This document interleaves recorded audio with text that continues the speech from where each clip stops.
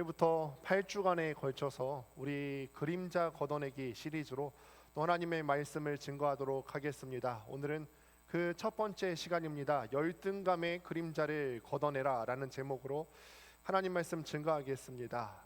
우리는 살아가면서 수많은 그림자들이 우리 삶을 짓누르고 있는 것을 경험하게 됩니다. 빛의 자녀로 산다고 하면서도 우리는 여러 가지 그림자가 우리 인생 가운데 짙게 드리워지는 것을 경험하게 됩니다. 요한계시록 22장 5절 말씀을 보니까 다시 밤이 없겠고 등불과 햇빛이 쓸데없으니 이는 주 하나님이 그들에게 빛이심이라 라고 말씀하십니다. 오늘 이 그림자 걷어내기 시리즈를 통해서 이런 역사가 있었으면 좋겠어요. 우리는 빛의 자녀고 빛이신 하나님께서 우리 가운데 거하시면 모든 어두움과 그림자가 물러가게 될 줄로 믿습니다. 이 시간을 통하여서 다시는 우리가 어둠에 거하지 않고 빛이신 주 하나님의 그늘 아래에서 그 빛 아래에서 살아갈 수 있게 되길 주님의 이름으로 축원합니다. 여러분 혹시 동창회를 다녀오신 경험이 있으세요? 저는 동창회를 경험해 보지는 못했습니다만 친한 친구 장례식장에서 그런 동창들이 모였던 경험은 한 번은 있습니다. 동창회에 대해서 잘 알지는 못합니다만 동창회를 다녀온 사람들의 이야기는 여러 번 들을 수가 있었어요. 동창회를 가기 위해서 많은 사람들이 최대한 잘 보이고 싶고 지금 내가 잘 지내고 있는 것을 어필하려고 꾸미고 갑니다. 화장도 진하게 하고 머리도 예쁘게 단장하고요. 옷도 아름답고 예쁜 옷을 골라서 동창회에 갑니다. 그래서 동창회에 모였을 때 어릴 적에 있었던 이런 일들이 있었잖아, 저런 일들이 있었잖아, 철없던 시절의 이야기를 하면서 즐겁게 이야기하고 웃고 떠들고 돌아옵니다. 그런데 동창회를 다녀온 사람들의 이야기를 들어보면은 다 좋았던 이야기만 하는 건 아니더라고요. 가서 어떤 일들이 일어나죠? 끊임없이 비교해요. 옆집 남편은 이렇게 승진을 했다던데 그 얘기를 들으면 내 마음 가운데 끊임없이 비교의식이 드는 거죠. 옆집 남편은 승진했는데 내 남편은 지금 뭐 하고 있지? 옆집은 그 동창은 집을 샀다는데 우리 집 형편은 지금 이게 뭐지? 옆집 그 자녀는 좋은 명문대에 진학하고 좋은 곳에 취업했다는데 왜 내 자녀들은 이렇게 스마트폰만 붙잡고 앉아 있는 거지? 끊임없이 우리 가운데 비교의식이 올라옵니다. 사실 동창회에 가면은 제일 좋은 것만 얘기하거든요. 사람들이 그들의 가장 밑바닥인 것들을 얘기하는 것이 아니라 그들도 얘기할 때 가장 좋은 것을 얘기해요. 그런데 우리는 그걸 듣고 남의 가장 좋은 것과 나의 가장 못한 것을 서로 대조하며 비교하다 보니까 내 마음에 생채기가 나고 계속해서 열등감의 거대한 그림자가 드리워지는 것을 경험할 수가 있습니다. 열등감이라는 게 과연 무엇일까? 우리가 크리스천으로 살아가면서도 열등감이 우리를 짓누를 때가 굉장히 많이 있는데, 열등감은 단순하게 내가 저 사람보다 조금 없는데 나의 어떤 못한 처지를 발견하는 게 열등감이 아닙니다. 열등감은 마음의 병입니다. 열등감은 하나님께서 우리를 지으신 고귀한 삶의 가치를 잊어버리게 만드는 독약과 같은 마음의 병이에요. 그래서 끊임없이 세상 사람들이 갖고 있는 기준대로, 세상 사람들은 겉에 있는 것을 보고 판가름하거든요. 그것밖에 보이지 않으니까 겉에 있는 것들을 보고 판가름해요. 저 사람이 집이 얼만큼 사는지, 저 사람이 타고 다니는 차가 무엇인지, 세상적으로 얼마나 성공했는지, 우리도 똑같이 이런 세상 사람들의 기준, 거치대로 판단을 하면서 우리가 하나님께서 우리를 얼마나 눈부시게 아름다운 존재로, 존귀한 존재로 창조하셨는지를 잊고 살게 만듭니다. 이게 열등감의 정체예요. 오늘 우리가 읽은 사무엘상 16장 말씀을 보면 열등감이라고 하는 것이 도대체 왜 오는지, 그리고 이 열등감을 어떻게 극복할 수 있는지에 대해서 나와 있습니다. 오늘 말씀을 통해서 우리 가운데 있는 열등감의 그림자가 걷어질 수 있게 되기를 주님의 이름으로 축원합니다. 오늘 성경 본문 1절 말씀을 보니까 이스라엘의 위대한 선지자였던 사무엘이 슬픔 가운데 잠겨 있습니다. 그 장면으로 시작이 되는데, 사무엘이 왜 슬퍼하고 있었습니까? 왜 슬퍼했죠? 사무엘이 그가 자신의 손으로 세운 사울 왕을 하나님께서 버리셨기 때문에 사무엘이 굉장히 슬퍼하고 있습니다. 그런데 하나님께서 사울을 처음에 왕으로 세웠을 때 사울이 어떤 모습이었는지 기억하십니까? 어떤 모습이었어요? 겉으로 봤을 때 소위 말하는 엄친아예요. 성경에 기록되기를 사울의 키가 남들보다 머리 하나는 더 컸다 기록했고요. 사울의 외모가 준수했다라고 기록해요. 외모가 잘생긴 거죠.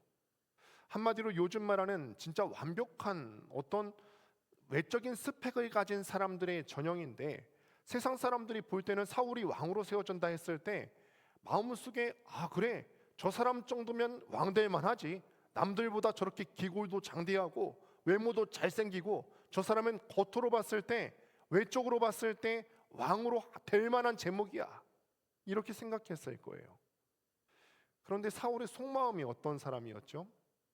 겉으로는 남들보다 키도 크고 또 외모도 잘생겼을지 모르겠는데 속마음은 사실은 텅 비어 있었던 사람이에요.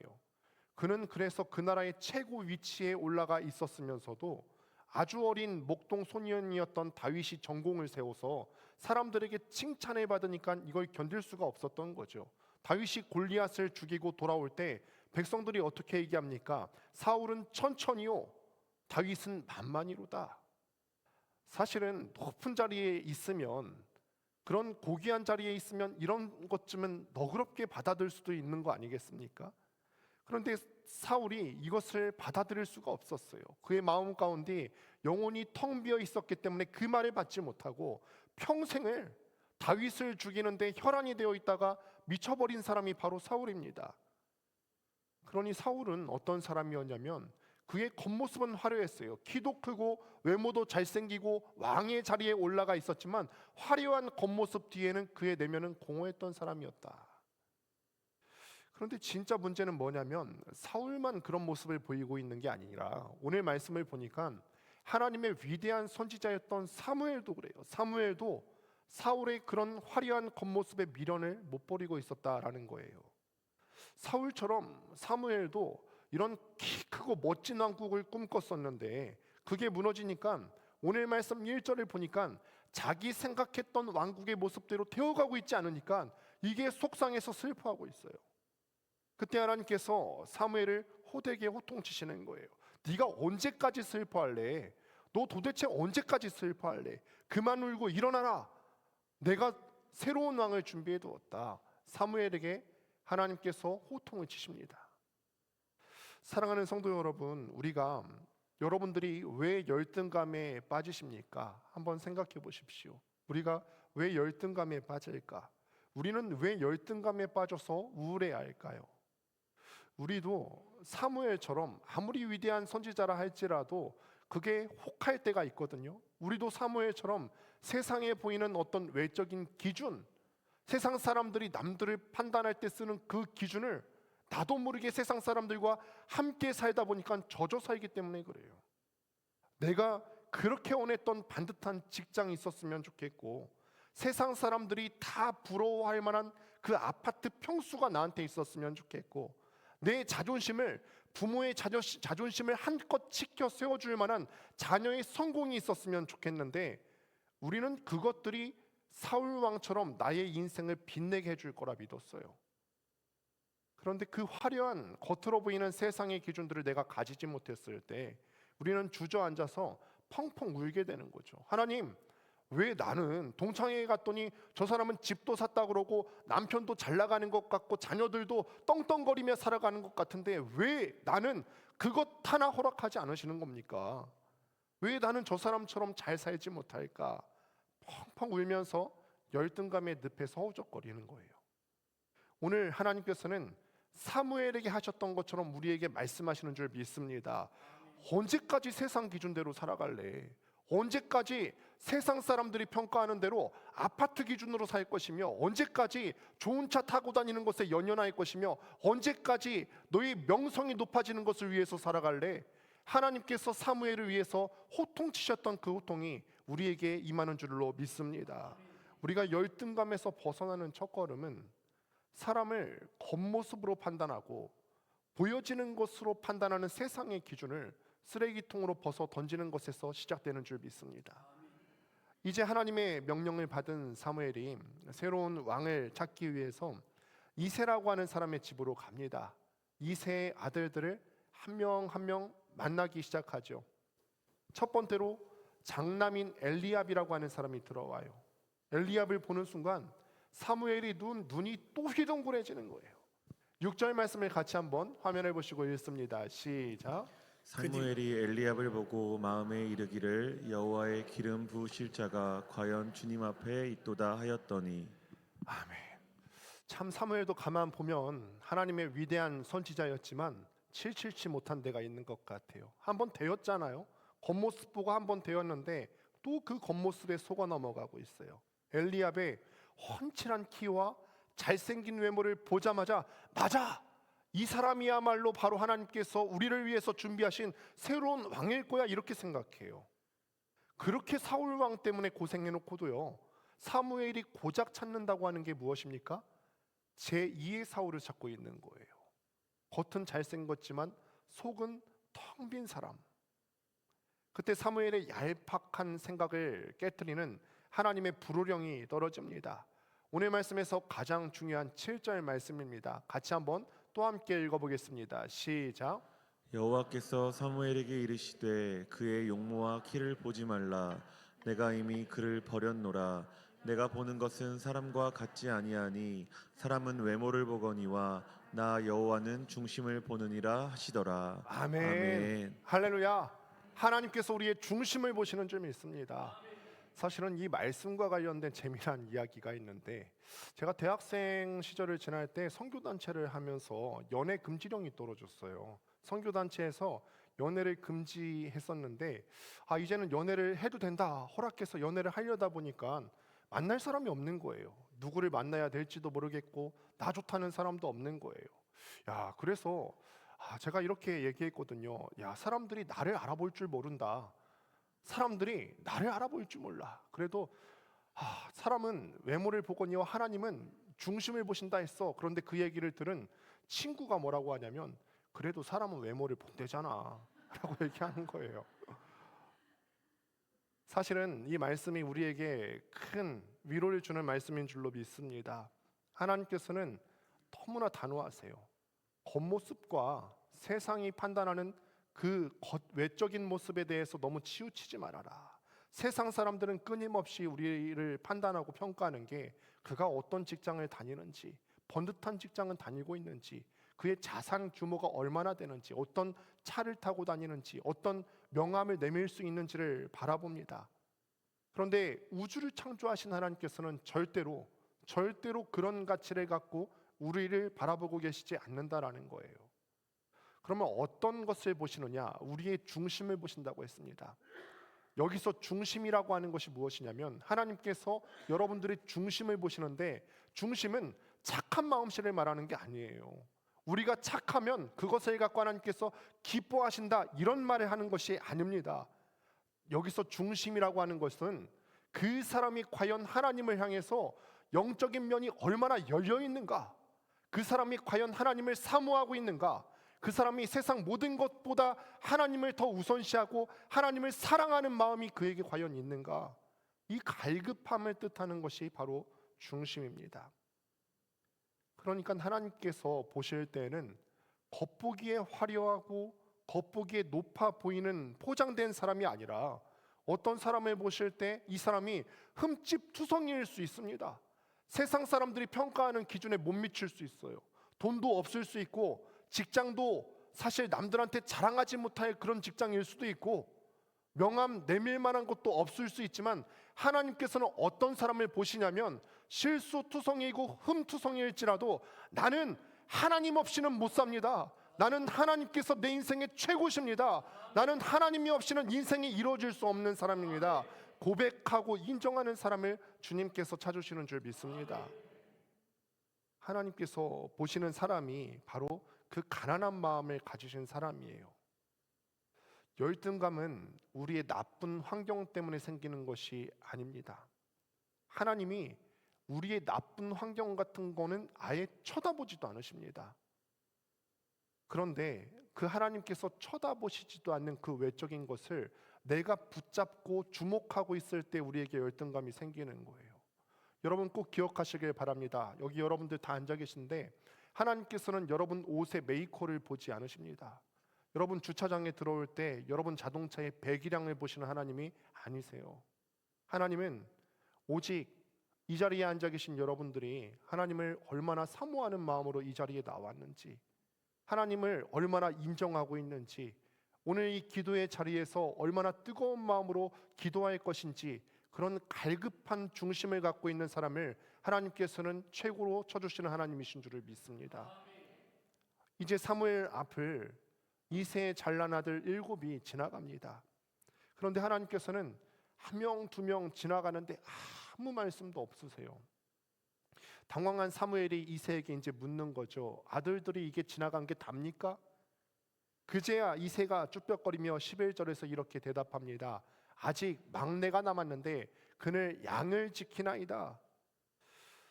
여러분 이 말씀 보면서 좀 이상하지 않으셨어요? 저는 이새가 참 못된 아빠다라는 생각을 해보게 돼요. 자녀가 다 똑같은 자녀지 어떤 자녀는 또 왜 이렇게 차별을 합니까? 생각해 보시면 위대한 선지자 사무엘이 왔으면 집안 잔치가 되는 게 맞습니다. 그 집안 잔치에는 아들이 8이면 8이 다 참석해야 되는 게 맞아요. 그런데 7만 낳고 나머지는 양을 지키나이다 이렇게 얘기해요. 차별이죠. 이 짧은 대화 속에 얼마나 슬픈 사연이 숨어 있습니까?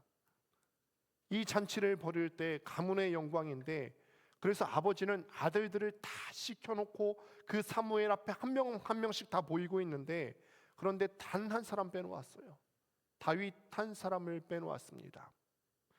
그래서 여기서 막내라고 하는 단어가 하카탄이라고 하는 단어가 쓰여지게 되는데, 막내는 나이적으로도 가장 어린 사람을 지칭하는 단어이기도 하지만 여기선 또 한 가지 뜻이 숨어 있어요. 무슨 뜻이냐면 가장 보잘것없는 애, 가장 쓸모없는 애라고 하는 뜻이 숨어 있어요. 아버지의 눈에 다윗은 그런 사람이었던 거예요. 아버지의 눈에 다른 7의 아들들은 좀 자랑도 할 만하고 남한테 내세울 만한 아이처럼 보였는데, 다윗은 얘는 볼품이 없고 얘는 남한테 내세울 수 없는 애라고 하는 인식을 아버지 이새가 갖고 있었다니까요. 그래서 형들이 맛있는 음식을 먹으면서 이 사무엘과 더불어서 잔치를 벌이려고 할 때 다윗은 혼자 산속에서 남겨져서 양똥이나 치우면서 짐승들과 더불어서 있었어야 되는 거죠. 이 다윗의 심정이 어떨지, 가족에게조차 인정받지 못하고 버림당한 그런 느낌이지 않았을까? 다윗의 심정이 어땠을까요?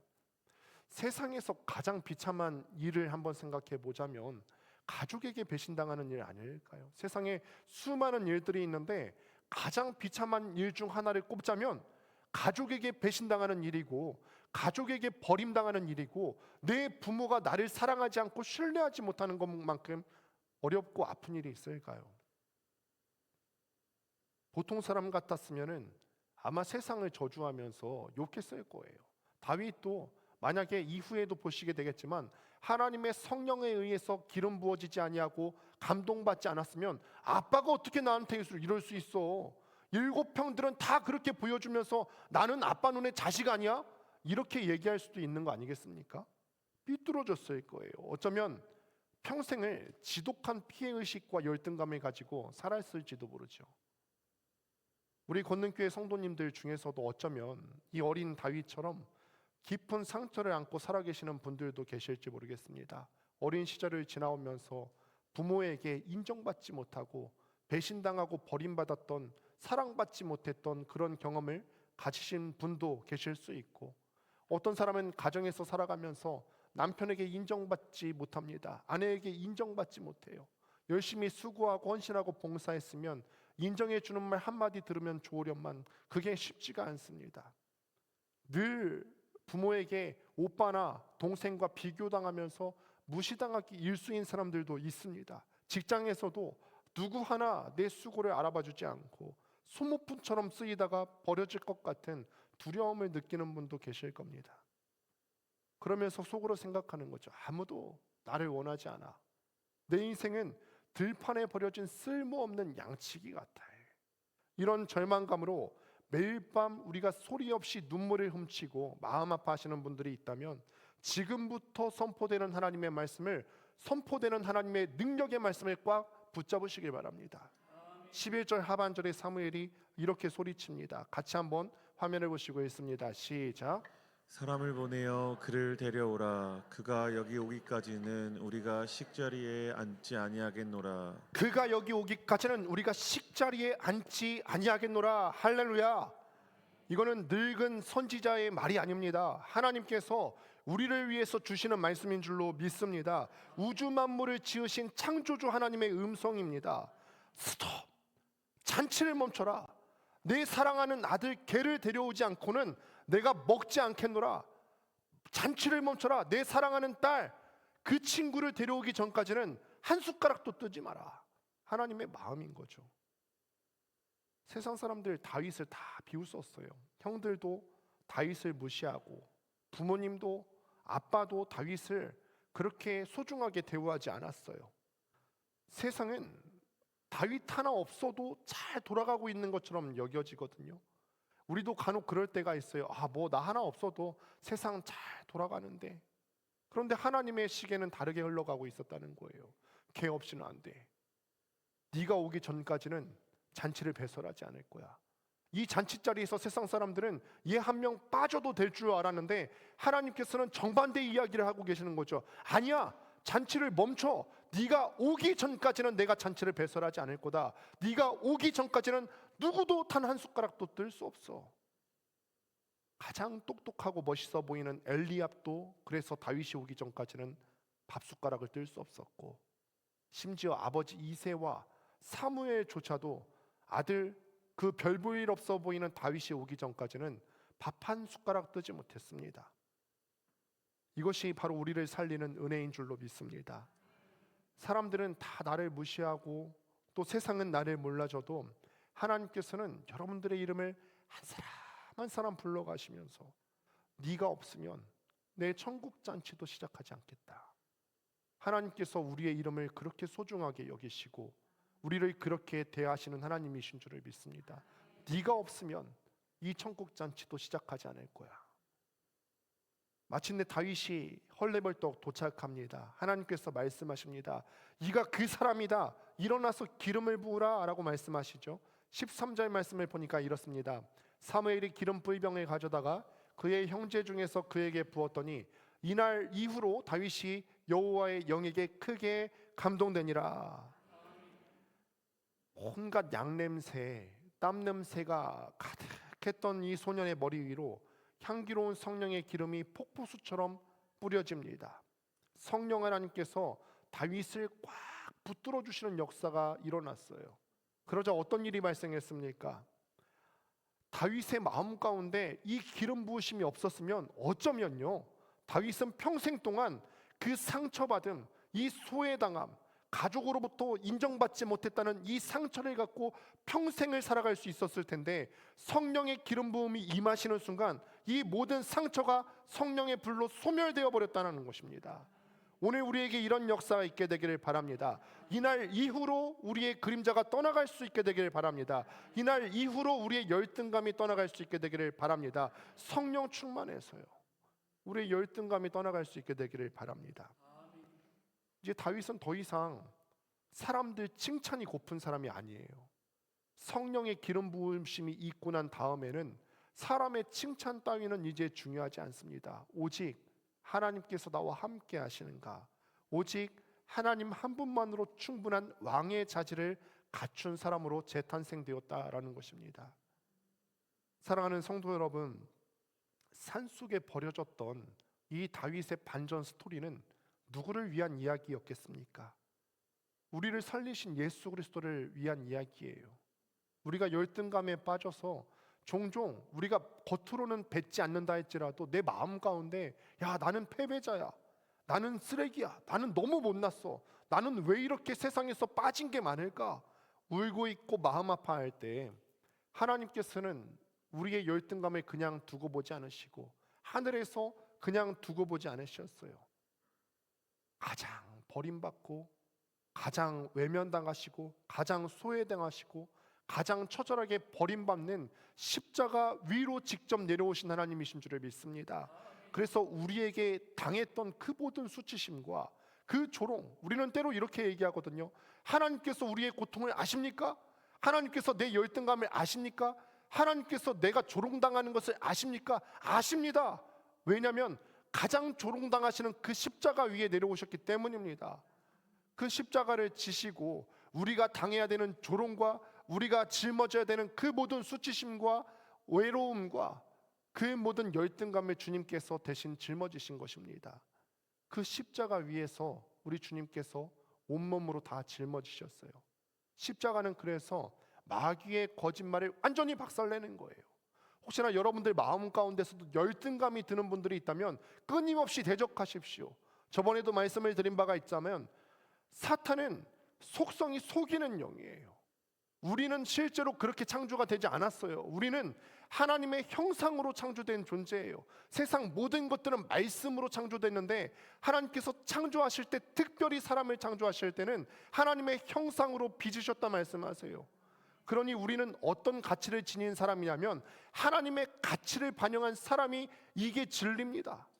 그런데 사탄은 우리를 속이는 거예요. 너는 패배자야. 너는 이것도 없지 않냐? 넌 돈도 없지 않냐? 아파트도 없지 않냐? 집도 없지 않냐? 명함도 없지 않냐? 이거는 사탄이 우리를 속이는 거라고요. 사탄의 거짓말에 놀아나지 마시길 바랍니다. 십자가에서 피 흘리신 예수님께서는 우리를 위해서 이렇게 말씀하세요. 아니야, 네가 아무리 초라해 보여도 너는 내가 피를 흘려서 값주고 산 그만한 가치가 있는 사람이야. 우주를 다 줘도 너와는 절대 못 받고. 예수님의 생명으로 값주고 사신 우리의 인생이니 얼마나 고귀한 것이겠습니까? 그런데 우리가 이 사실을 잊으면 계속 속는 거예요. 내 주변 환경, 내가 없는 것들만 바라보면서 내가 고귀하게 창조된 줄도 모르고 그 하나님의 마음은 조금도 헤아리지 못하고 우리가 나는 이것도 없고 저것도 없고 사탄의 속삭임에 돌아나고 있는 거죠. 우리 이 열등감의 그림자를 어떻게 걷어냅니까? 돈 더 많이 벌고 성형수술해서 우리의 외모를 바꾸고 더 넓은 아파트로 이사가면 이게 걷어질까요? 아니에요. 이렇게 얻은 알량한 자신감은요, 그렇게 만약 예를 들어서 아파트를 얻었어요. 그런데 더 큰 평수의 아파트 사는 사람들 보면 또 열등감이 생겨요. 이렇게 우리가 물질을 조금 얻었어요. 그런데 더 많은 물질을 가진 사람들 보면 또 위축돼요. 우리 안에 우울감과 열등감을 뿌리 뽑을 수 있는 유일한 방법은 나를 깎아내리는 이 세상의 엉터리 기준을 벗어던져버리고 나를 위해서 목숨 걸고 사랑하신 예수 그리스도의 십자가 안경을 쓰고서 바라보는 수밖에 없는 것입니다. 오늘 밤 이 수요 성령 집회의 자리가 사무엘이 다윗에게 기름 부었던 기름 부음의 장소가 되었으면 좋겠습니다. 이날 이후로 다윗이 여호와의 영에게 크게 감동되니라. 우리 각자의 이름을 넣어서 그렇게 생각해 보시는 거예요. 이날 이후로 우리의 영이 여호와의 영에게 크게 감동되니라. 우리에게 떨어지는 말씀인 줄로 믿습니다. 이 축복의 말씀이 우리 영혼 한 사람 한 사람 가운데 임하여야 될 줄로 믿습니다. 이제 세상이 들이대는 이 폭력적인 눈으로 보이는 잣대를 다 벗어 던지십시오. 끊임없이 우리는 그동안 비교하며 살았어요. 어디 갔다 오면은 내 남편은 왜 이렇지? 내 배우자는 왜 이렇지? 우리 집은 왜 이런 환경이지? 내 부모님은 왜 이거밖에 못 해줬지?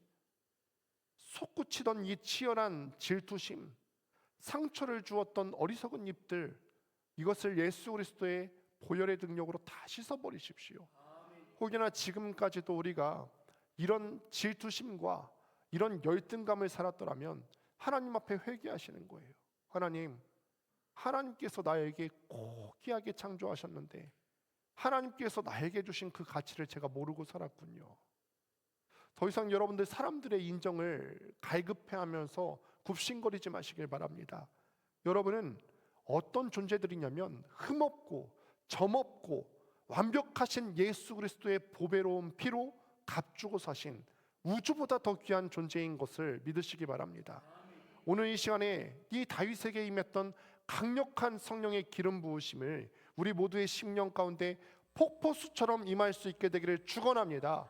그래서 더 이상 우리가 열등감의 그림자 가운데 사로잡혀 사는 것이 아니라 이걸 벗어던지고 빛이신 하나님의 성령께서 우리에게 임하심으로 말미암아 세상 기준 아니라 하나님께서 창조하신 본연의 고귀한 가치로 살아갈 수 있게 되기를 주님의 이름으로 축원합니다. 기도하겠습니다.